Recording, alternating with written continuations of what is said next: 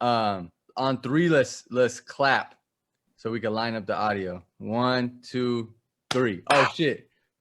Rock, paper, scissors. You want to do it on shoot or on three? On three. All right. 1, 2. Peace and blessings. This is a noble attempt. Welcoming our first guest, Ari G, a painter, builder, visionary representing South Seattle. Tap in with us as we discuss art, worship music, fresh fatherhood, as well as a glimpse into the visual arts of this Soufend legend. All right. So we're rolling now, man. Buenos dias. Welcome. This is episode 1 of the noble attempt.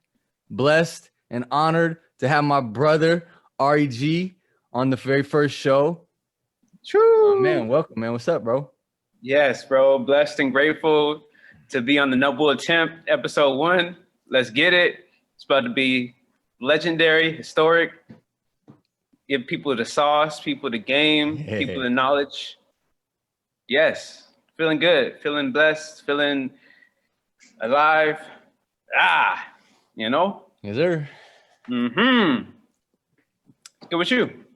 So, man, this is it right now, man. This is like a new endeavor. It's got me really pumped, got me, we be having ebbs and flows, man. So this is like re-emerging, to a flow of having something real productive to put that energy to.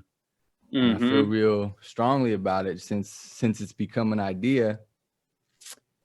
The process has changed, bro. I think as you mature a little bit, you might start to like slow down. Like where I used to have an idea and I felt like that shit needed to become real the day I had it. You know what I'm saying? I got an idea. Let's make it happen. To where like now, I was talking to Brother Resende a while ago, came up with this idea to even do this. And that was like almost a year ago. And I just let it marinate. Which I'm like, whoa, good for you. Also, circumstances of life didn't allow it to be until it was ready to be. But that's what it is too. So yeah, man, that's where I'm at. Is just like, we got a new endeavor, moving around, about to relocate, in transit as usual. But yeah, man, feeling blessed. Yeah, no, I mean, and I feel like it's a good lesson in patience. When you have the idea, and it might not happen ASAP, even if it don't happen till like a year, even on a longer game. Right. It shit don't happen till 5 years later. Right. But then when it does, you're like, yep, I knew it was gonna happen. It already happened, basically, Sure. So yeah, it's blessed. Yeah. It's nice to be on a alternate timeline sometimes. Yeah, the nonlinear timeline. So it's like, even though it wasn't happening, it was still brewing and already occurring as that time lapsed or whatnot. But yeah, so I'm gonna ask you, because this is brand new, bro, and so it's a baby. It's still being formulated. You asked me, we had checked in yesterday, like what's the, I guess, theme, or like what are we going for? And the way I see it at this point, I mean, I've had some conversations with people, but I see it like we kind of making it as we go, as usual. And everybody that's a part of it plays a role in that, especially in the early stages, right? We're going to just kind of just play around a little bit and see what comes out. So I guess I'll do kind of what I did yesterday. Maybe you touch on from what you know of me and of the noble attempt as a name or as words, what are we going for? Right. I feel like the noble attempt, it's funny too, because noble is kind of like reaching a higher level, kind of like higher intelligence when I think of that word. And I think it's reaching our higher potential, that attempt, that try, that effort, that spark to go even higher, to be our true selves. It's like the God attempt, the God spark. And that's what it's about, man. Like, that's how I see it. That's how I'm approaching it. That's how, I'm rocking. Right. And striving to make that noble attempt whenever I can. I feel like that yesterday you're saying, sometimes we don't always do it, but it's good to always have it in mind. And even on the days when we kind of are off, to always have that in our head. because we can always make progress. Right. Yeah, even when Yeah, it's always even move when it's forward. just a little bit, it's a little bit. A We're little still bit. doing it. A Yeah. little bit. So bouncing off that, bro. So after we talked about like what is the noble attempt, I've been really, I mean, always kind of playing with words. So just, you know, the power of words, right? The spells that we cast with our words. Been talking about that lately with different people. So I just wrote down like what an idea of like, what are we doing here? So I wrote the noble attempt will embody and project vibrations of the purest form, truth, love, and respect. So it is, right? So with like you said something about the truest form of yourself, which I think is crucial. And when I wrote that, I made sure I wanted to put like vibrations of the highest form, but then I altered. I said, let me say the purest form, because it's not always, you know, it's not always high. We strive for high vibrations all day. You already know, right? But sometimes it's not there. You know what I mean? So we're not going to sit here and force it if it's not there. We're going to go through whatever topics we talk about or whatever conversations that need to be had. They might take us to some lows too, and we need to feel that. And I think that's fine. So it's more about truth than it is about high, you know, like, hey, you know, it's always high. Like, nah, bro, we got off days and you know, I think the nobility comes when you see, like you said, you keep pushing, you keep going. Even if you got off days, right? You're still making little increments. And then some days might be, you know, big steps, but we always going forward, building. Yeah, no, that's a fact.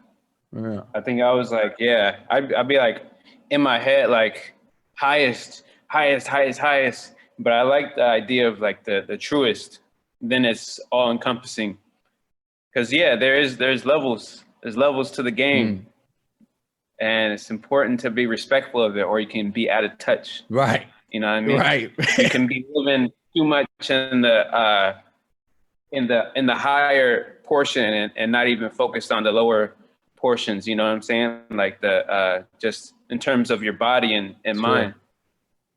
Yeah, I feel like we be tending to go high a lot. Like we'll be up there, which is dope. I think like, okay, so now I strive for balance, right? Let's be like somewhere in the middle, but I'm still leaning towards that, you know, more ethereal high, you know what I'm saying, at all times. But my feet's on the ground, but I'm still leaning towards the, you know, yeah, but it's real, bro. Stay in touch, you know. Yes. So man, just because we're diving straight into it, but for whoever is listening or watching that doesn't know Ari G, I guess I'll allow you to maybe introduce yourself or who you are, what you do, what you're about. I know that'll be evident by the way you speak and what comes out, but just you know, on some like physicality, like who are you, what do you do, what are you about? Let the people know. Okay. Yeah, we're gonna do the introduction. Do the intro. It's my motherfucking brother, Ari G. If you don't know, you don't know. Like, nah. I know, man. Yeah, it'd be crazy. I'd be trying to think of the right words to say. You know what I mean? When like describing myself. And sometimes it changes. Like they ask me to give like artist statements and things like that. And sometimes I just switch it up almost every time. Today I'm this.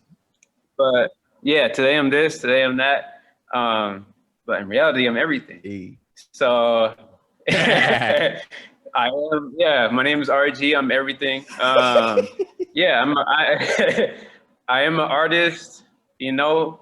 I paint, design buildings, I make music, I teach, I cultivate, I interested in permaculture, interested in health, energy, interested in wellness, overall wellness. Yes, sir.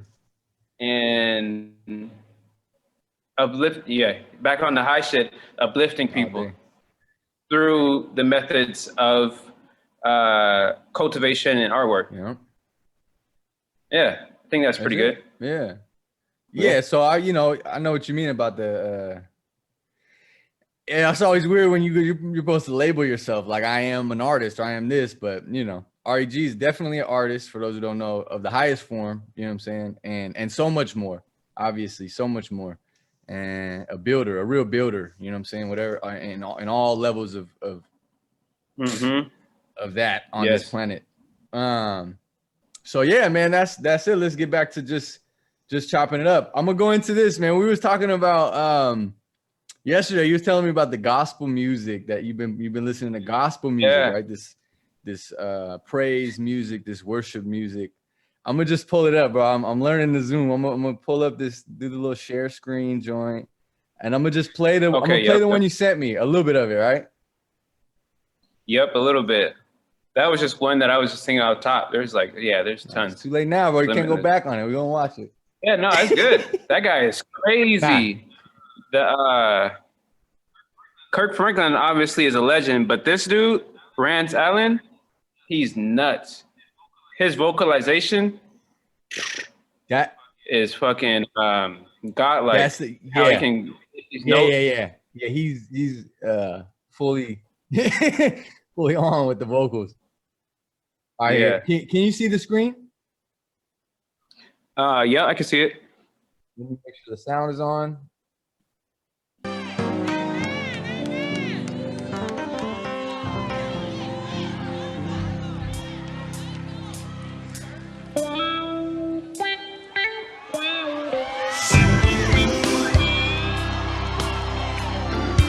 We're living in a day and time where being politically correct is popular. Can we turn that around again? We're living in a day and time where everybody's saying the name of God, but nobody wants to say the name of Jesus. We don't want to offend the Muslims. We don't want to offend the Jews. We don't want to offend the Arabs. And so therefore we crucify him of flesh.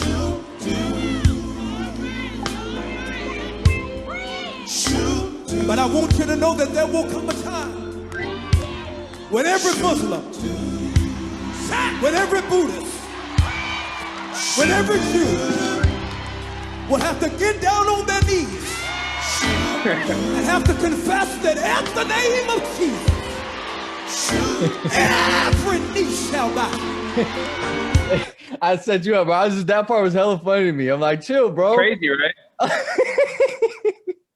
Hey, it's interesting though, because like I do love the message of Jesus. Like Jesus Christ, like, you know, I love Jesus just like I love Krishna, just like I love Buddha, just like I love the prophets. I think it is kind of crazy when you're just like, this is the only way. You shall bow. Yeah, you shall bow or else kind of thing. Yeah. And I think that is something that needs to be addressed within a lot of faiths, because the inclusiveness is what is really going to bring people to the light. So yeah, that clip is crazy. I had to play that part because I'm like, he went in, like that shit makes me like cringe a little bit. Like, man, that music's on point, you know? Shooty doo doo, and then he said, "Bow down." Like, chill, bro. Can Buddha live? But I'm gonna play a little more, bro. Let's go to the real music, a little bit of more music. And it's crazy because everybody there can learn so much if they just study a little bit of Buddhism. Sure. Fact. But to be closed off and say this, you have to go this way, and that's crazy. You might be missing out on some other stuff. Missing out on a lot. So I want every blood-washed believer to something about the name. Something about the name Jesus. Here go when for me it's just they start getting music to the next level. I got Wave at me if you love that name. Oh, how I love that name, Jesus. Oh, how I love that name, Jesus. It's the sweetest name, yeah. How sweet is it? How sweet is it? I want you to tell Detroit for a minute. How sweet is it? Sweeter than honey. Said it's sweeter than honey. Yeah. flow from the honeycomb. That's right, that's right, that's right. When the Holy Ghost gets to moving, just won't leave you alone. Said he won't leave me alone. Oh no. Now tell every Muslim member you, in the name of Jesus. What's going to happen? He's back on it, bro. He's funny, bro. You had to throw it in there. He said, tell him. But yeah, hey, the vocals are absolutely next level, bro.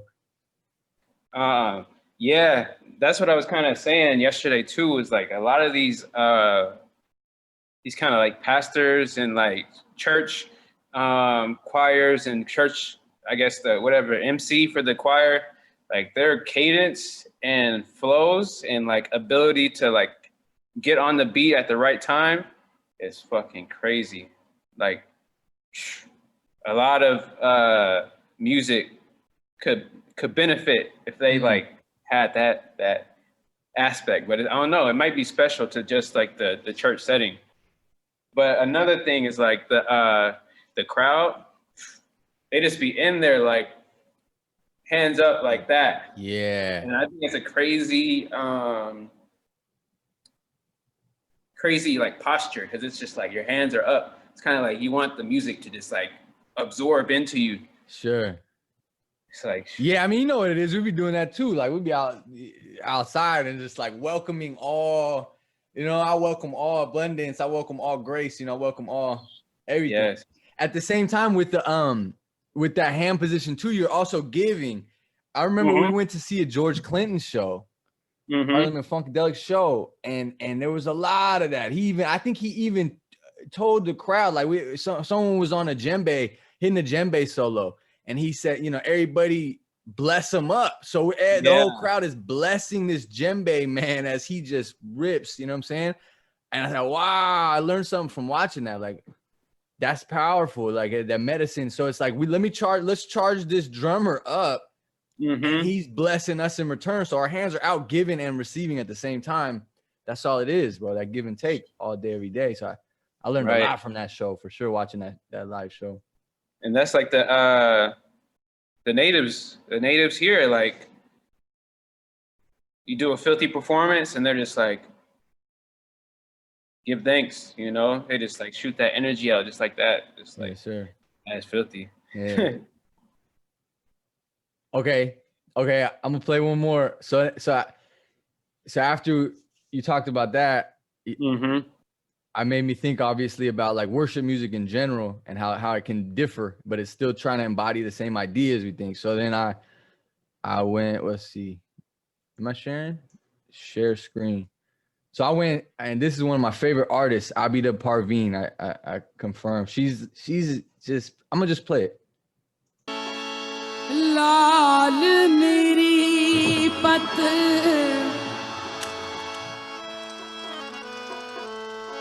Mala. Sorry, real quick. You notice it's hella dope. Like this, the intro. You see in the band, the way the band is. Yeah. And they're all seated. And I think that's a common like Sufi performance ritual. Is like they're all seated, which is interesting as far as energy goes. But my bad. I'm gonna play it. Yep.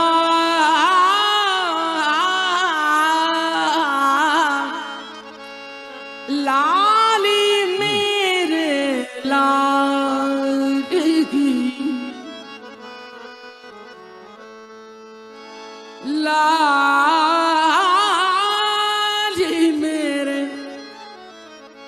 लाली मेरे लाल की जित देखूं तित लाल लाली देखण मैं गई मैं भी हो गई लाल लाल मेरी पत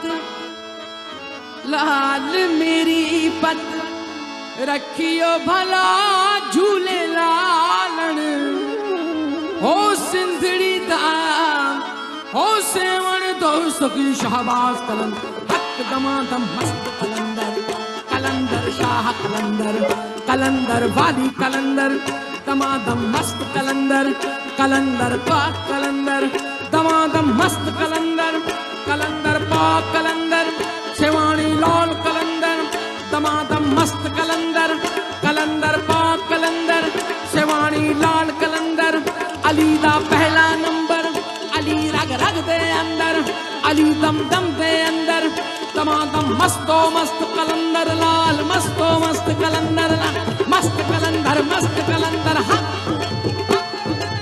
She's 50, man. Yeah, for sure.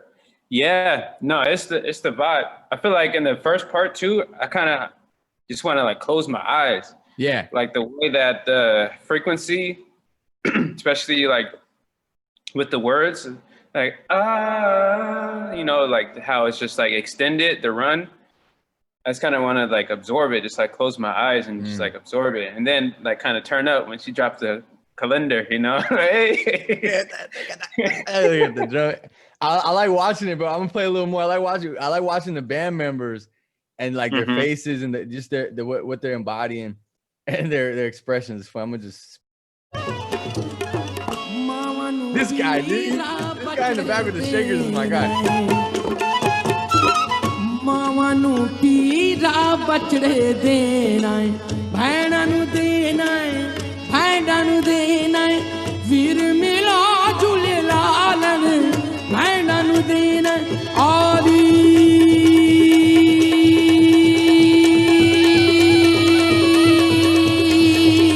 भैणा नू दे आरी आरी आरी I love that guy in the back, man. Anyways, yeah, man. So after we talk, I listened to that, and then so you heard her singing Kalander. Calendar, yeah. You know about that? You know? Nah, I don't know. So I was Kalander. curious more about her. She's basically the most recognized and well celebrated Sufi mystic singers because she's obviously just embodies the Most High in this vibration. So I just was curious, what's Kalandar? Was she, because she said Kalandar, Kalandar. First I was laughing. I was like, she's probably saying the same shit. She's probably like, all you Buddhists, all you gospel motherfuckers, all you guys, you better come follow this. Nah, but That'd be real funny. But I looked up Kalandar, and then it's a group of peoples from like Pakistan, India, Iran area, and they're nomadic. They're nomadic people. I'm not gonna go too far into it because I just did some little shallow Google research. But what I found was interesting about these people, just little things about how they live. They're nomadic, so they don't really got much interest in participating in mainstream society, which is always dope. You know, anybody that chooses that to me is dope. So just a couple interesting things was like they said. So they're entertainers. They don't sell no crafts. They don't sell products. They just entertain. That's their thing. They're entertainers. So they'll come to your city with a show, mostly music, but they also train bears and train monkeys. So they're bringing like a real spectacle to your city, and in trade for, depending where they go, it says in rural areas, they'll come do a show, and they'll come. So they observe the communities before they visit, and they'll go to, for example, a rural community after the rice harvest.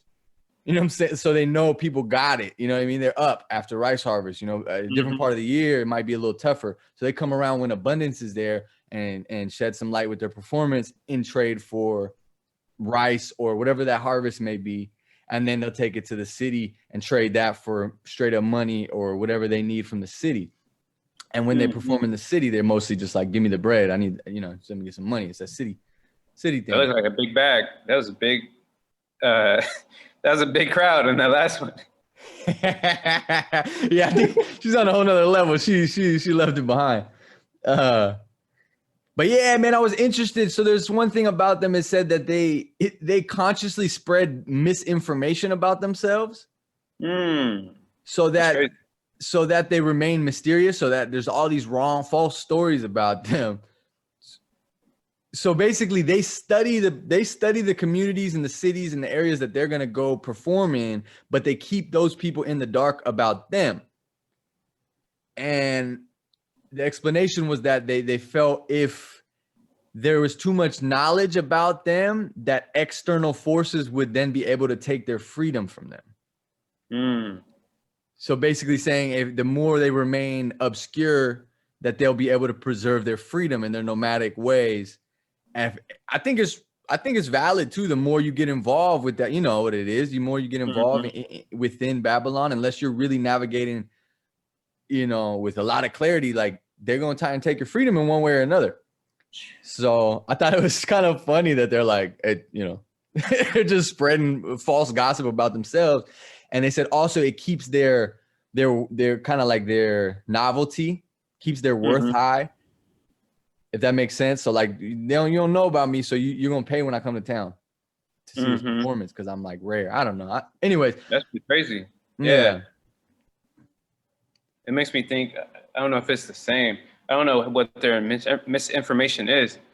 I don't know if the is completely different. I'm just thinking about like the Freemasons, where it's like a secret society and you don't really know what it is. So I don't know if you can like really punish it.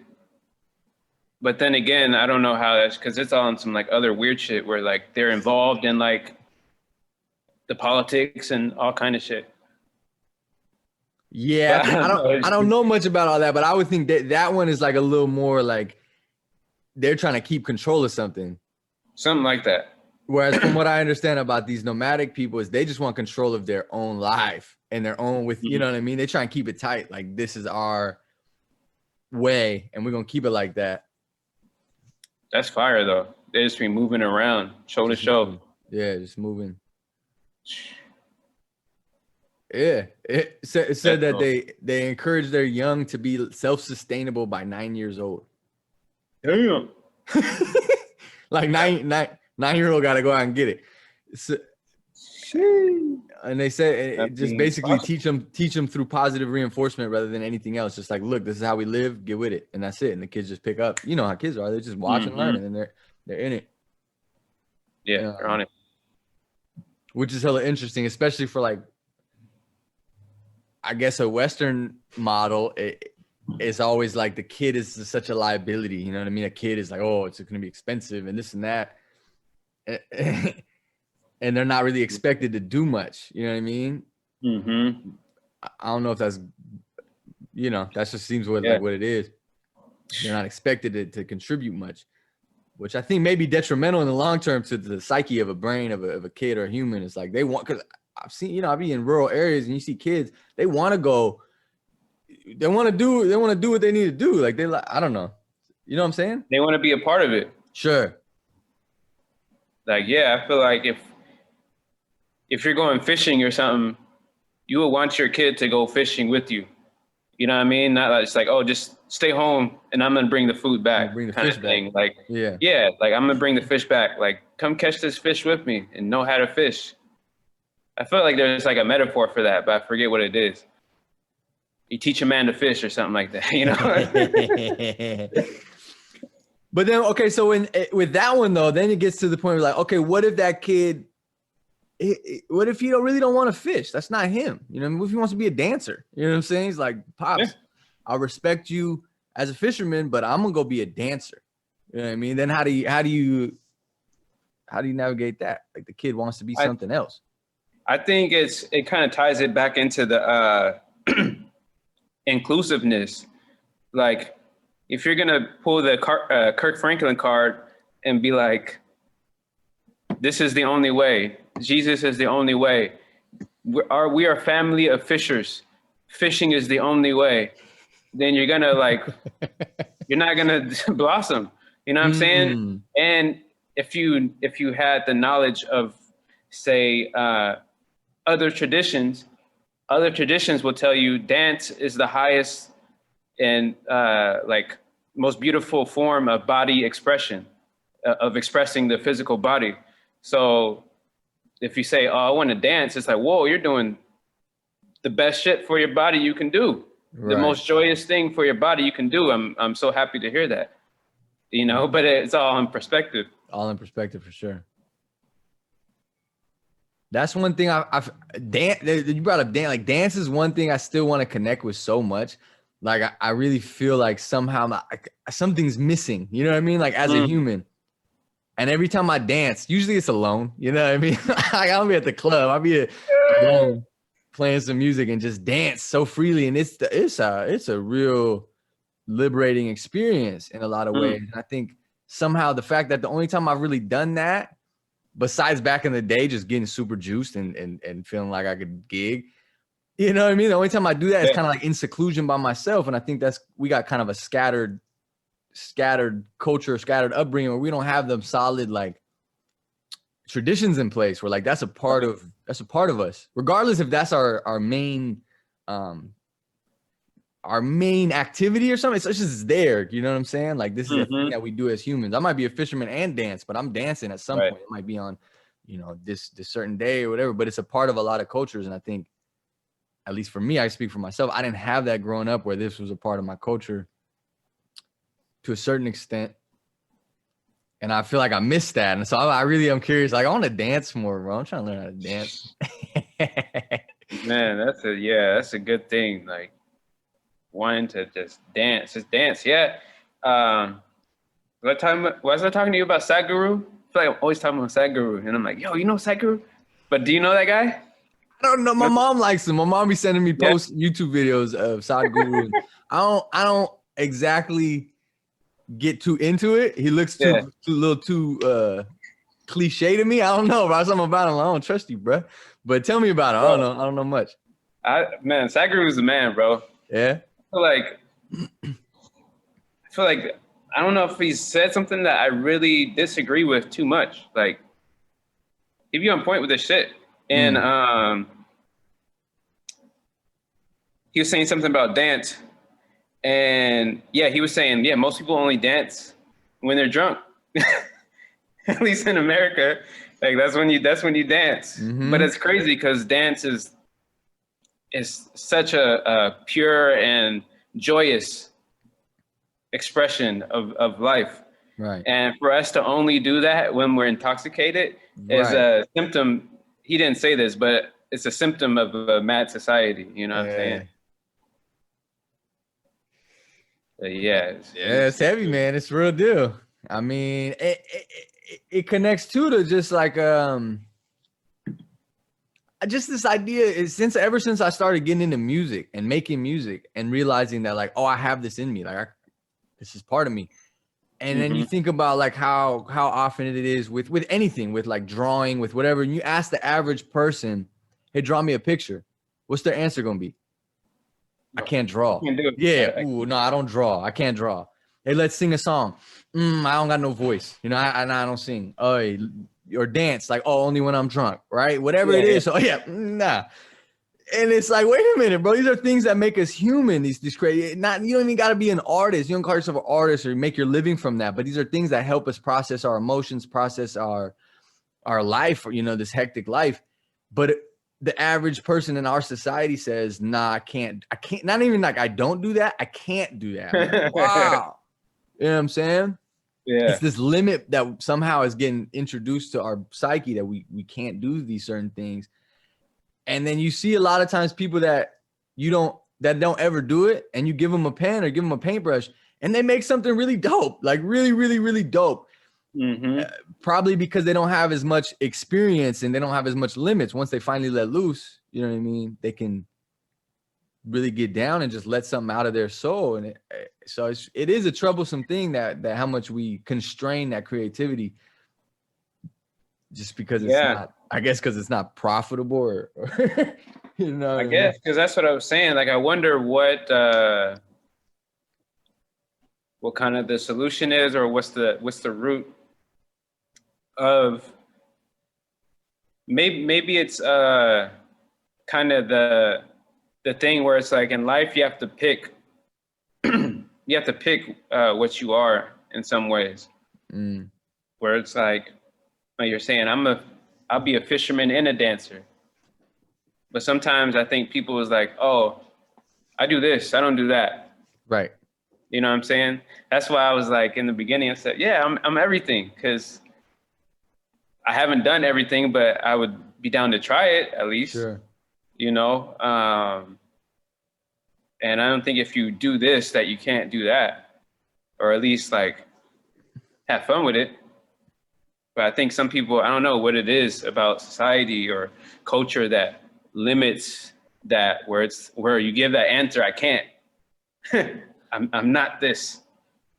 I feel like somehow it relates to time, and we've kind of been like pushed into a schedule where it's like everybody's on a time constraint. So it's like I don't even got time for that because I got to focus on this thing that brings the bread in or whatever it is. You know what I'm saying? So there's this time constraint where like people don't think they have the freedom or the time to just draw for a couple hours or just take that time to dance or whatever it is. I don't got time, which I think is a symptom of this overwork, this overworked hustle society where it's like, you don't really got time to do anything besides grind. And then what? You know what I'm saying? Sickness. You know what I'm saying? Dancing, know, when you dance, you sweat. When you sweat, you release toxins. Why is that not a normal part of, you know what I mean? Like my health, my routine. I still got, sure, I work, but I'm also going to dance and sweat it out, or draw to get some ideas out. So that overworked thing. What you think about that, bro? The hustle society? Because I know, ambition is dope, but also rest is good. Right. Man, something that I've been thinking about a lot, this is still on topic, but kind of on a tangent, is I was watching this podcast yesterday. And the guy, Donna Rollins, comedian that's from the Chappelle Show, he was kind of just talking about... That's Ashley Larry? Ashley Larry, yep. Hey. He was kicking it with Chappelle out in Ohio, and this guy kind of lives like in a small community and next to like rivers and shit. And he's like, man, I was just kicking it in the river. And he's like, man, I'm kind of fed up with this fucking city life. I was a fucking city boy and all this shit. And it's kind of like, man, is this gonna be the outcome of a lot of people in this, during this time? Like, is shit gonna switch up again? Because if you're in this fucking city, if you're in LA, New York, Seattle, whatever, you got a higher chance of like, whatever, getting sick or some shit. So are people gonna start moving back to the countryside when they're just gonna be working from home, where they don't have to wake up at 6 every morning and make this commute? Now they're just gonna work from home. How is this kind of hustle and bustle gonna be affected if this shit just keeps going? But the hustle mentality is definitely be fucking with people's head. So I wonder if they do have more space, how that's gonna work out. But I think it all comes down to self-discipline too, and health. Yeah, like managing your time. All right. Even if you're like working 40 hours, which sucks. Yeah. Still taking, because I feel like when people work 40 hours, they're going to be tired and just go back home and fucking watch TV the whole time or something. I don't know what the fuck they do. Like, but if you can still manage that time that's quote unquote free, using that to cultivate things that are going to put you in a better mind state. Right. I feel like it all comes down to health, Bro, how about since you had a kid, bro? How about that? I noticed that, right? So it's been almost a year. You know that first year, bro. I don't know how it went for you. But. No, the first year is tough. Yeah, especially if it's your first kid. You know what I'm saying? Like, it's a complete life switch up. Big time. So regarding that, like you said, like time management, I found myself noticing, like, okay, because you don't get a lot of time, bro. You give your whole everything, right, to this child. So then, okay, baby goes to sleep, right? Okay, you might have 30 minutes, hopefully, maybe an hour, if you know what I mean. What do you do with that time? Are you going straight to your phone to scroll? You know what I mean? I find myself scrolling. I play a game or whatever, and I realize, like, man, realistically, I should be straight to a yoga mat. You know what I mean? As soon as baby's asleep, I should be straight outside meditating or straight outside, just doing something for me. Rather than just like scrolling until she cries and wakes up again. And then I'm back in it and gave myself no love. So I really noticed that like time management thing, like, damn, bro, when you have a kid, you got to really start to hone in on like, what do you need, bro? What do you need for your body to feel okay, for your mind to feel okay? Because I don't know who ever in the history of humans in the first year of having a baby can like have a time for reflection and time for self-care, man. It's really tough. Even with support, even with help, it's like, it's really tough. So I think I noticed that trying to, I ain't perfect. I tried though. I tried to get conscious about it. Like, look, when baby goes to sleep, go meditate 10 minutes, 5 minutes, bro, just go breathe. And yeah, man, you really, like you said, discipline. It really takes a discipline. Yeah. That's the same thing I was going to say, is that it's going to come down to that discipline, and it's going to take some time. And you have like highs and lows, what we were saying, always on that high where it's like, okay, I know exactly what to do right now. Right. To be my highest self, I'm going to fucking go meditate, and do the right decision. Sometimes you just be on the phone and shit. And that's how it is. But which is okay too, right? I mean, like I also practice like being so easy on myself. Like, bro, sorry, what? I feel like sometimes when you're just like on your phone and kind of just doing the fucking scroll. Yeah. I think people do it because it's relaxing. You know what I mean? Like, you don't really got to think. You don't got to think no more. You don't got to think about what you should be doing, what you could be doing. Right. You're just fucking on that shit. For real, it's a drug. It's a numbing drug. So be real. Like I got to a point where I said, look, I'm going to play this game on my phone. And I'm gonna feel good. I'm gonna enjoy it because I acknowledge like I need a little time to numb myself out. Fine. You know what I mean? Okay. But at some point, I guess depending who you are, but I think the kind of people that we're always striving to build something. We're always striving to make moves. Once I got the capabilities to like, okay, I got a little more extra wiggle room. Like, bro, I'm straight back to production. I'm producing. I'm starting to make, put this together. Like, so the little games on my phone haven't been open since then. But it's an ebbs and flows thing. So I was like, okay with myself taking that time, but also just realizing like I could be doing something way more productive for my health. For sure. And it's a learning experience, right? Like you kind of learn as the days go on, as the months go on, what changes you can make, especially when you have a kid and your schedule changes. I think you say in the second year, it's not going to be the same as the first year. You're going to be able to be like, oh, I can do this efficiently now. This is the best time to do this. And yeah, I haven't met, and I think it's having that understanding too, because sometimes we put like different expectations on ourselves. Like I haven't really met no like parent that was just like, I had a kid and I'm doing the same thing I was doing before that. It's like, what? You know what I'm saying? Like, not like trying to like do too much. I think is good. Okay, so that's perfect, bro. So that I wanted to bring this up anyways. Like for me, like you said, bro, drastically changes your everything, right? You have a child and it drastically, especially when you talk about, for me at least, like my craft. So I'm doing audio production. I used to spend a lot of hours a day with my headphones or with my speaker going in. All of a sudden, my process has changed immensely. And I try to roll with it. So for example, I might get a melody and I'm about to lay some drums down and then baby time. So for whatever reason, baby needs me or mama needs help. So I'll take a deep breath and I say, okay, this beat needs to breathe for now.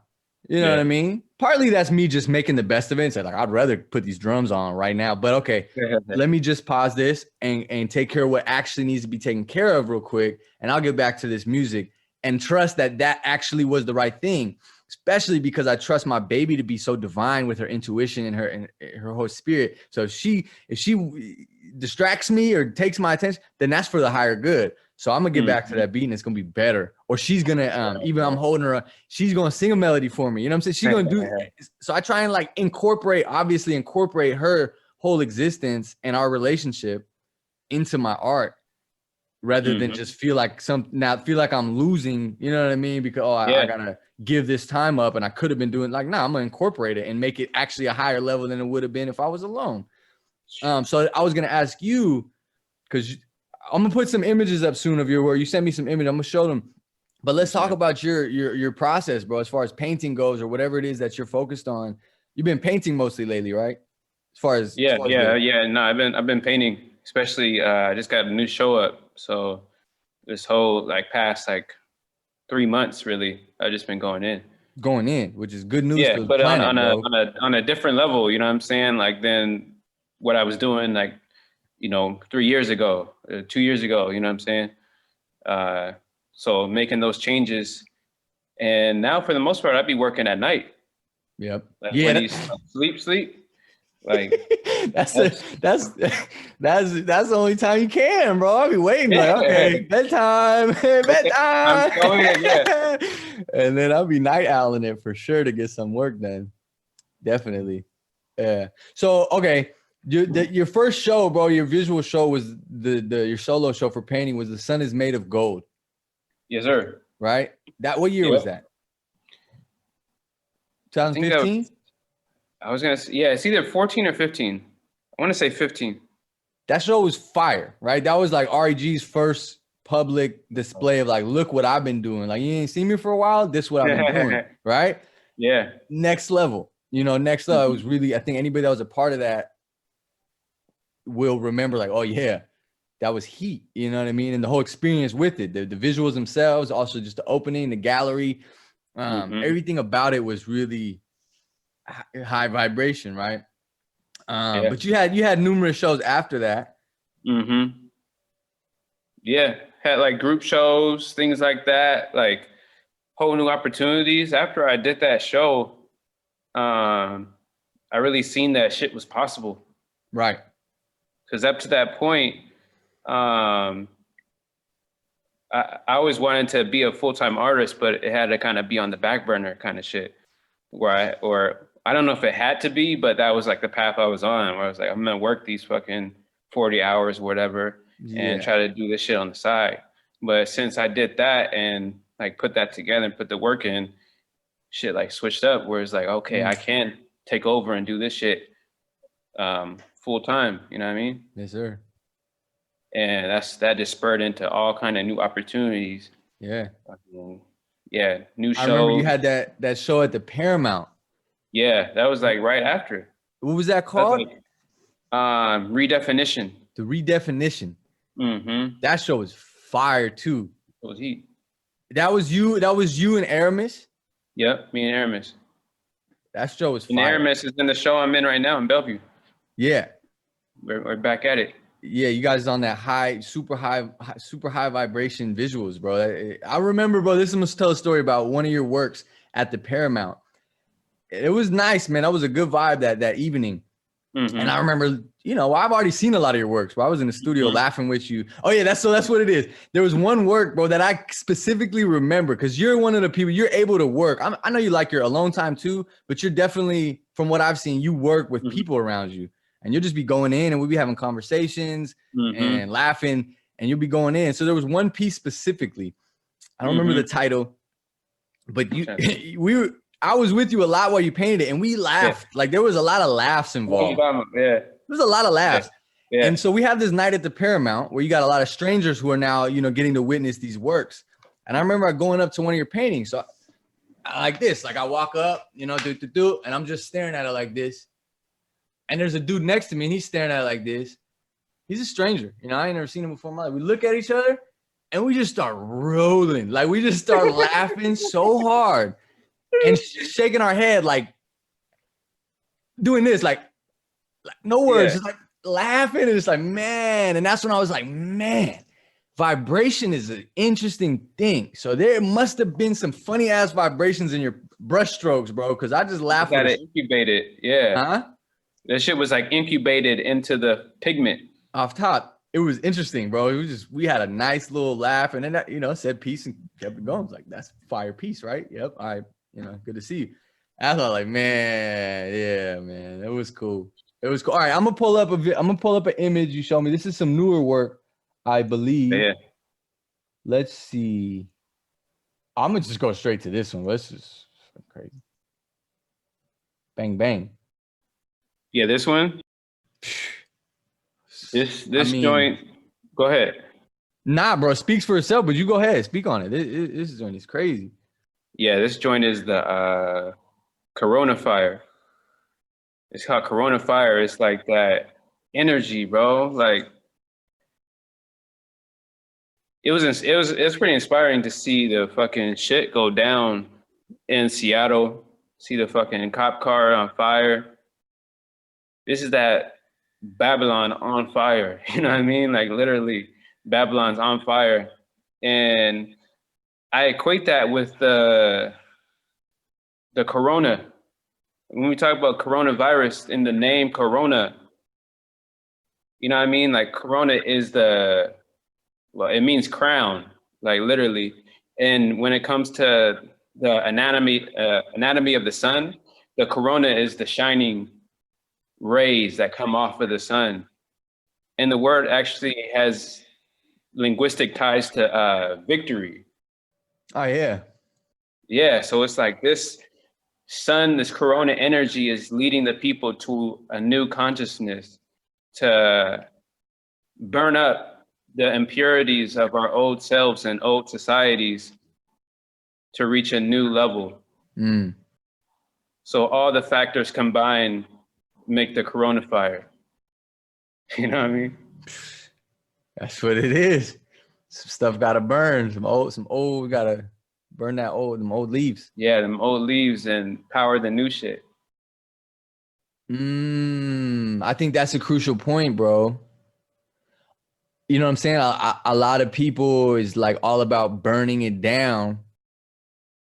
Then what? You know what I'm saying? I think it's important to realize, like, you can't just completely destroy everything and then everything's cool now. Right. We got to build. So, like, yeah, using whatever we get out of this burn, like, let's burn it down, but we got to get fuel out of it. Yes. You know what I'm saying? We got to be efficient. We got, you know what I'm saying? Don't waste all the energy. It's a lot of energy. So I think that's an important point when you talk about re-envisioning, right, a society.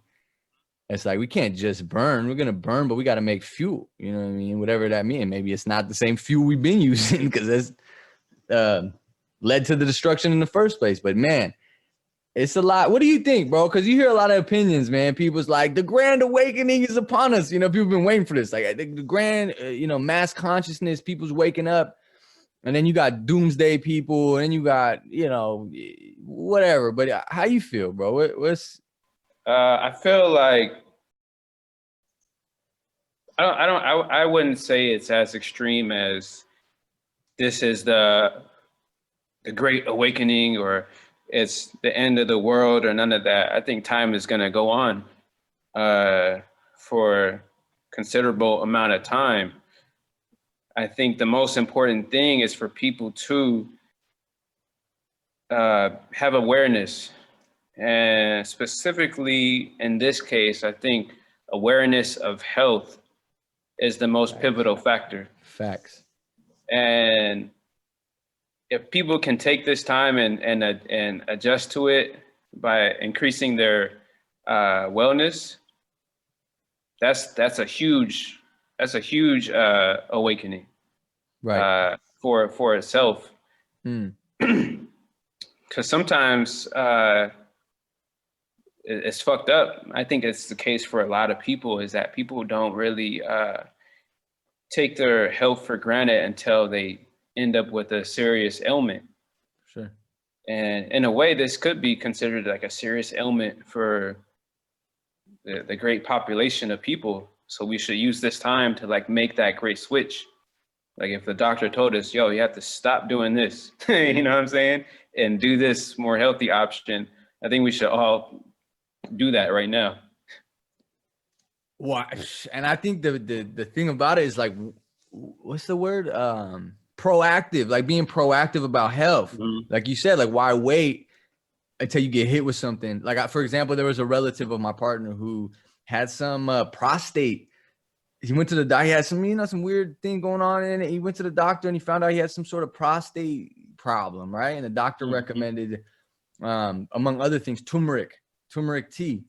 Drink turmeric every day. So all of a sudden, he's drinking turmeric tea every day. I wonder if he was drinking turmeric tea since he was 20 every day, would he might not be in that position? You know what I mean? Like, would he might not have to then react and you know what I mean? Because I don't know how much turmeric tea you're gonna drink to fix your prostate, my guy. Like, it might be a wrap. I pray for him though. We pray that's working. But I'm saying if we get proactive to where we're more just aware of, like you said, bro, we all day we want to point outside. Okay, society's this, society's that, and the society's polluted, society is, you know, violent, society's this. But then if you think about it, like you said, your health, my body's polluted, right? My body, literally, my body, the most closest thing to my reality is polluted and bogged down or cloudy or full of junk and toxins. So how can I be pointing my finger at the society, which has flaws for sure, but it's a reflection of us? So I think that's crazy, bro. If you realize how much pollution you have inside of your own body and mind, you might have to start to get to work on that before you start trying to burn everything down. You know what I'm saying? You got to work on you first. Then let's burn it down when we all got our minds right and we can actually build something that lets humans be humans. Because right now humans don't get to be humans, man. That's how. Yeah, that makes me think too in terms of having, you know, a child. Is say that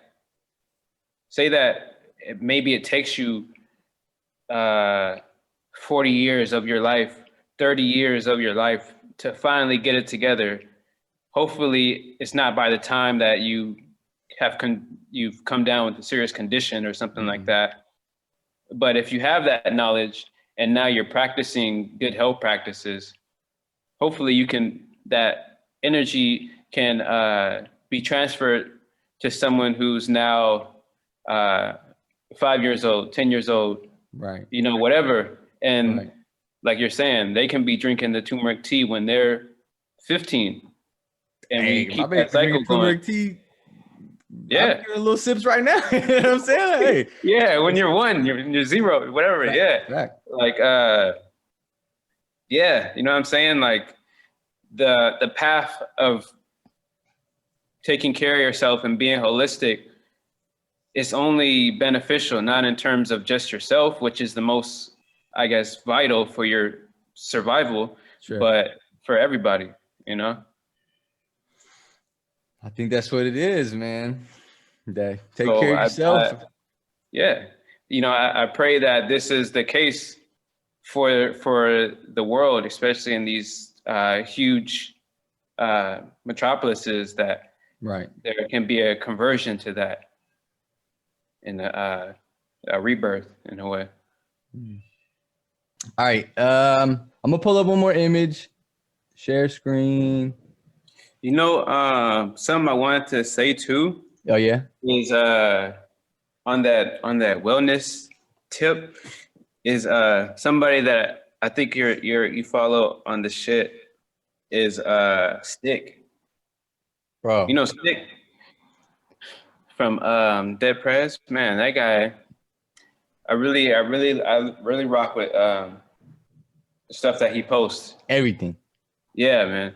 Bro, you put me on to that account. You know, I mean, I'm familiar with Stick and Dead Prez, but the IG thing still kind of new. You put me on that. I was like, man, I might delete every single person on my IG and just follow Stick, bro. He's just dropping him. For real. Shout out Stick, bro. Thanks. Stick, bro. Shout out to Stick. Dropping real gems on a daily, basically, bro. Like, how you do that, right? Bro? He's consistent. That's a deep well, bro. He got a lot to offer, man. I really am grateful. Yeah, once you sent that to me, I was like, oh, good looking, Ari, because he got some real. So you want to go deeper into it? Like, what about it, man? He's all about the health. He's all about the health. I appreciate his comments, his notes on fatherhood with his 2 sons. Yeah, all the health and he really it's been a big inspiration for me to just get out and run. You Like, been doing it? yeah, I did yesterday. Hey. I'm trying to be more consistent. One thing that really popped out to me, he posted like maybe like a week or two ago, was Bruce Lee's regimen of running 4 miles on Monday, Wednesday, and Friday. So I'm trying to get up to that. Right now I'm on 2 miles. I hope by the end of the year, I'll be like 3 miles, maybe 4, or be able to run that like 5K, because I think a 5K is like 3.5 miles, which I feel like I could probably do right now. But I want to build up to being able to run like 3 miles Monday, Wednesday, Friday. But I feel like I'm doing pretty good right now. Hey, bro, if you're doing it, you're doing good, hella bro. good. That shit feels hella good. Yeah. I had a little phase when I was back in Seattle last year. I had a little phase. I was going out there. I'd be almost, every few days, every other day, whatever. Sometimes me and Harry would do it. Like, hey, bro, you ready? Let's go 6 a.m. And it might have been 8 a.m., but we got out there. It's bomb, man. Moving your body is crucial, man. You forget, especially when you're working on like art or like music or something. You forget because you just want to be sitting and doing the thing. He's like, bro, get off your ass, go raise your vibration real quick, go sweat. For sure, man. It's like Harry was saying, when you run, like you can't help but smile. You run, you're like, Feeling good. Feels good. Yeah, this guy, it's funny because this guy used to run cross country type shit. And I was talking to him about running like a couple of days ago. This guy was like, I've been smoking and shit, but I'll still smoke you. Ooh! He's in the building. Oh, it's good, bro. Oh yeah, look at these glasses. Yeah, bro. Colorblind glasses. Oh shit, that's crazy. The colorblind glasses. These are nuts, bro. No. These are crazy, bro. I don't understand. You can see colors with that? Supposed to correct your color flaws. All right, I'm gonna pull up this other piece you sent me. This one is just ridiculous, bro. Yeah, recording. Yeah, we're on. Oh, yeah, bro. This is like one of my. I don't really have like favorites, but I really fuck with this piece, and probably just because it's so recent that I really connect with it. And so there's like two titles for it. One is Young King on Rannies, and then the other one is Ascension into Consciousness. It's kind of like two levels of perspective on it. Because when I was making this piece, I was really diving deep into like comedic knowledge. For example, the figure that's on the lotus, he's holding this, that shit, the scepter. And it's called Jed Was Ankh scepter. It has all those symbols in there. And it's the symbol that Ptah holds. And Ptah is like the netter, or the embodiment of creativity and craftsmanship. So like he's like the source, self-created. And he's got the this lotus bud popping off, which is a sign of the opening of the lotus when the sun rises. Right. Yeah. And these two lines, like a big one and a small one, they're different sides, like levels of the ka, or personality that's inside everybody. And the job of a person is kind of to unite these aspects of ourselves, like our kind of earthly self and our higher self, to reach union, to reach these higher level of consciousness. Yeah, man, it's crazy. I really like it a lot. Piece is crazy, bro. You dropped this on IG. I seen the little sneak peek of it. I was like, shockwaves, bro. Like, wow, this piece is fire. And we was talking about it before, like so it's Young King on Randy's, right? Randy's is a corner store from the neighborhood we grew up in.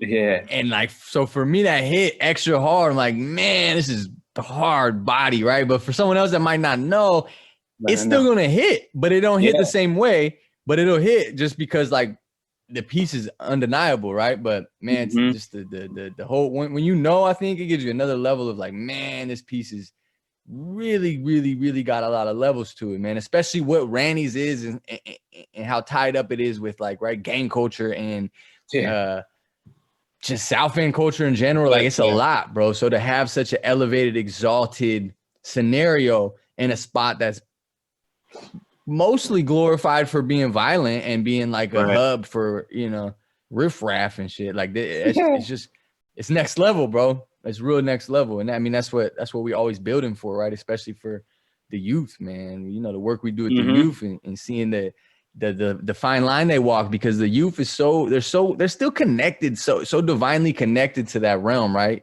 Like a baby is fresh from this spirit realm. And they get older, especially in the hood. They get all these other influences on them that might bring them to the more toxic earthly influences, right? But they still walk that line. You know what I mean? The youngsters, they still got a foot in that spirit realm, whether they know it or not. So I think to shine light on that, man, it's a beautiful thing. So this piece is heat. This piece is bro. That's another story within it, is that the things that we're like portrayed as isn't the full story. Like what you might see is not the real message. You might see somebody standing in front of Randy's and you're like, man, this nigga's not about shit.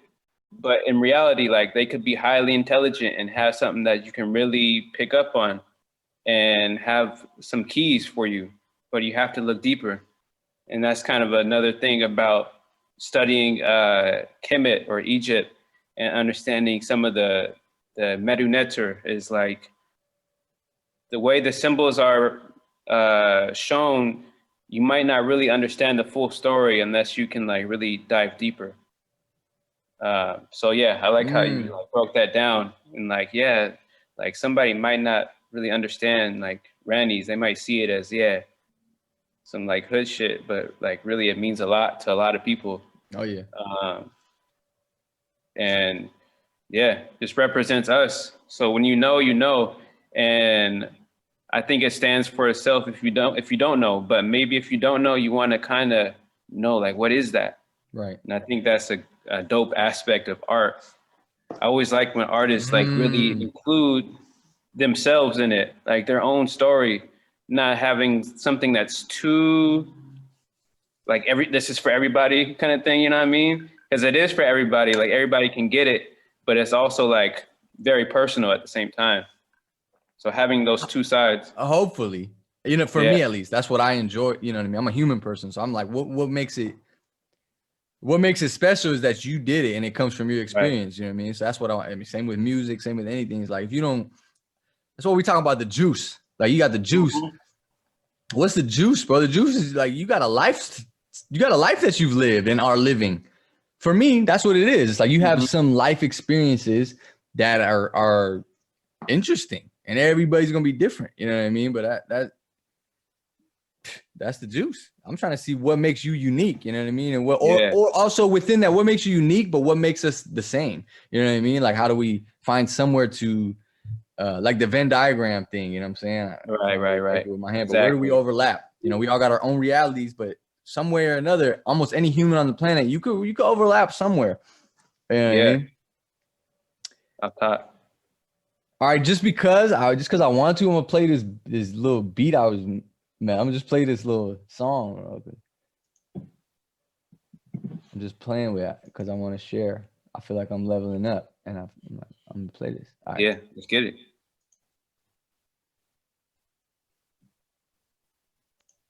Remember these visuals. Yeah. Can you hear it? I can hear it. Can you turn it up? Yeah. It's also just hella quick. About it, it'll drop. Yep.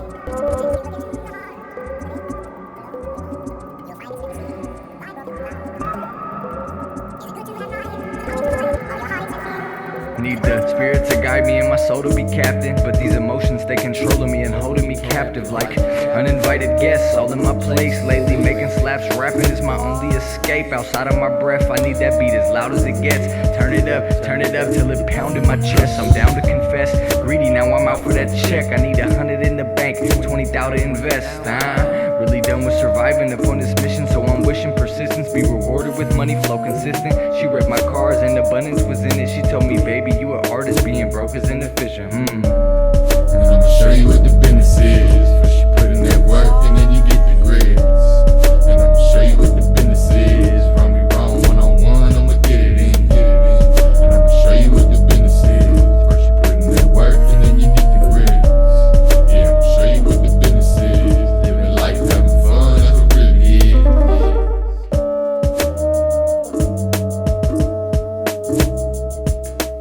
That's all I got for now. Man, you going crazy with it, bro. You going Huh? crazy, bro. I fuck with it heavy, bro. I said, yeah, bro, it's been a while. I haven't had no recording equipment. Like, just, I don't know, where I was at. We was out in the cuts, bro. And then we had a typhoon hit. I wasn't in any situation to be recording like that. So I found myself like, I don't know, just missing out on like writing, because I was making hella beats, but writing and putting vocals down is really helpful for me in like my life, just to get, Right. like you said, that story or that whatever it is, I need to get out. So now, as soon as we got here, we're in Manila, we got a nice place to set up for now while we're in transit. And I was like, let's get it, bro. I started recording. And then I sent it to Chang. I told Chang to hop on it. And let's see. You know how it goes, bro. We said how many beats is like unfinished and halfway, man. We got slaps in the cuts, like, but Man, so what's the process like for you? And I want to ask too, like a second question. Like, I feel like when I'm listening to it, I'm kind of listening to it in the same way where you played the worship music from the calendar. Like when I'm listening to it, I want to like close my eyes and like kind of absorb it in a way. I feel like I'm trying to ask a question like, what's your mind state when you're making it? Man, lately, so it's changed as I've got a little more able with like production. I got a little more efficient. I can just get ideas out a lot quicker. Not to say quicker is better, but I can maneuver. You know what I mean? I can translate my ideas into sound much smoother than before. So lately the process has been different. Whereas before I might make a beat and in the middle of it once I get enough groove, start writing and then piece it together little by little. Lately, I've just been banging out beats, bro. Like I'll just bang. So right now I got a project, for example, where I got like 14 slaps, like good beats, solid Left Ear Lopez joints where I was half deaf. And so now I just got this frame and I'm like, okay, I got to start somewhere. So I just chose one and said, let me start recording. I just started writing. It's already pretty much done. I might go because I can go in the program and change small details with my voice. I'll do that. But at this point, it's like the frame's already there. I'm just going in and writing, filling in vocals because I've just been banging out beats really fast. And I think for me, at least, I think they're elevating. You know what I mean? Like I still respect what I was making before, but it's like hit a new spot, which is good. You know what I mean? Yeah. And so, I mean, the mind state aspect of it, bro, I really try and just be empty, honestly. Like, I really try and just go. So that's why it's helpful to get more efficient with the tool. So for me, using Fruity Loops, like I can maneuver it. I can have it do what I need it to do now. So that really helps me not have to think. I can just go. You know what I mean? It becomes an extension of my mind in a way. My tool, just like I'm sure your paintbrush becomes just an extension of you where you don't got to think anymore about technique as much. You can just translate your ideas and they get out. And that's a good feeling, bro. It's a really good feeling. Yeah, that's a blessed feeling when you can just get it out. Man, no, that's filthy. So what's good, bro? Are you still left there, Lopez? Are you fully back to hearing? Right now, bro, What's my the- ears have been clear. It's really sensitive, bro. It's really sensitive. So what I've determined is that so when I eat sugar, bro, when I eat trash, bad sugar, like some real, like Fucking some sugar. whatever store-bought plastic brownie or whatever it is, when I eat a little too much sugar, I like sweets, but I'm not anymore. You know what I mean? Like it's not for me. And I think it's really like we talk about health and how, you know, I've heard it said that like sickness is your body telling you something needs to change. Right. And I kind of accept that almost in any circumstance. Really, I believe that. So so for me, it's sugar, bro. At the moment I eat a lot of sugar, it might take a little day or half day. I start getting a little itchy, and I start, you know, mashing on my ear, itching it, and then next thing you know, it starts filling up, bro. And then I'm deaf, like real deal deaf. I start to hear not a lot. That's crazy. And so it's sensitive, but right now, bless up, it's been clear. I've been eating fermented food, which I noticed helped. Fermented food is really the key. The key. Hey, is it staticky or is it just pure deaf? It be just getting closed, bro. Eventually it'll just be closed. That's why I was left ear Lopez, because I only was hearing on my left ear. At one time I was like hella like deaf on one ear. It was like staticky, and then like I fucking spit this crazy ass rock out Of your mouth? of my mouth. At the bathroom, I was taking a shower. I was like, what the? It looked like an alien, bro. Woo! Crazy, bro. And then I looked it up. This shit is a tonsil stone. You might have a tonsil stone. I don't know if you do those. Oh shit. I don't Yeah. have a tonsil stone, bro. That sounds nuts. That shit was crazy. It's black. I still saw Yeah. black out. I'm not gonna lie, bro. It's really intense experience to even be having that going on in your ear. You know, you're like, man, like you said, all of a sudden you become all conscious and grateful. Like, oh my God, my hearing, bro. It's never been attacked like that before. All of a sudden, I'm really grateful for my hearing. And, you know, just to always look at the positive, I was still trying to produce a little bit, actually a lot. It changed my process to where I had to feel vibration a little more instead of like actually listening. And I think that worked well. Also, it made me really, really, really sensitive to sound. So whereas like I'm working on not just making beats, I'm engineering sound. So I go deeper and deeper and I'm trying to notice certain frequencies. When my ears were that sensitive, my whole day was spent like paying attention. Oh, something changed. Oh, these insects now stopped and they're in my right ear, or I can't even hear with my right ear. So I had to turn, and I don't know, it just made me really perceptible to small details, which I think is a blessing now that I've kind of made it out and I'm trying to keep it clear. I'm not to say I want that experience anymore, but it helped. It helped as far as sound engineering goes, which so I'm grateful for. You know, everything can be flipped to a positive. But it's been really intense, man, coming in and out of this ear thing. So that's for sure. I feel like that kind of makes me think about something else I heard in like a gospel video where I think the pastor was like, you got to be thankful to God, not just when things are going good. right. You know, kind of like basically like just being thankful, you know, thankful for ears. One thing, like thankful for these legs, you know, everything, you know, because we could take it for granted. But living in that gratitude space is feels good. Feels hella good. For sure. All right, man. I think we've been going for a while. I'm gonna do this last thing, but we're starting a segment. We're gonna have a repeating segment on the Noble Attempt, and it is tips to keep the dream alive. So I'm gonna ask Ari G. You're speaking to the world. What is Ari G's tip to keep the dream alive? Ooh, to keep the dream alive. Man, I had a song. I wouldn't say this is my tip, but I just thought of this when you said it. I get high and keep the dream alive. Yeah, I remember that one. Yeah, okay. But I'm not gonna say get high to keep the dream alive. Unless you get high. No, hold on. Get high to keep the dream alive, but get high. You know what I'm saying? Because sometimes when we think we're getting high, we're actually getting low. But actually, let's get high and keep the dream alive. Like, let's get high on passion. You know, let's get high on what makes us tick. Let's get high on what makes us feel that joyous feeling. Like we're talking about dance earlier.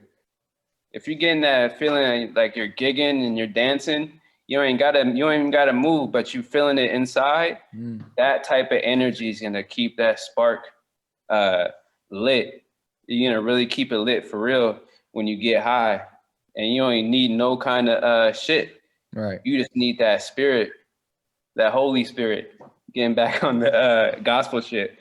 So get high and keep the dream alive. There it is. Yes, All right, man. So yeah, man, let's wrap it up, man. Hey, thanks for taking the time, bro. I miss you, bro, for sure. It's been a minute since we had a chance to catch up. This was a good excuse to get some get a container to talk to my brother, man. I miss you a lot, bro. I'm always thinking about you, praying for your your well-being and success. And give Yes, you you as family, well. man. Bless up to the fam, man. Yeah, man. We're gonna see you soon, man. The fam's gonna kick it. Fans gonna link up. Come on, man. When the time is right, you already know, man. You already know. But yeah, thanks, bro. For real. Of course, bro.